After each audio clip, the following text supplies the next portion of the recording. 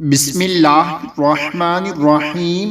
حضرت عبداللہ بن عباس رضی اللہ تعالی عنہ فرماتے ہیں کہ نبی اکرم صلی اللہ علیہ وآلہ وسلم نے ارشاد فرمایا، جب تو فجر کی نماز پڑھا کرے تو اپنی دنیا کے لیے 3 مرتبہ یہ پڑھ لیا کر: سبحان اللہ العظیم وَبِحَمْدِهِ وَلَا حَوْلَ وَلَا قُوَّةَ إِلَّا بِاللَّهِ۔ تو اللہ تعالیٰ تجھے 4 بیماریوں سے نجات میں رکھے گا: پاگل پن، کوڑ، اندھا پن اور فالج کی بیماری سے۔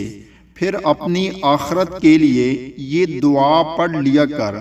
اللہ تعالی ہم سب کو بھی اس پر عمل کرنے کی توفیق عطا فرمائے، آمین۔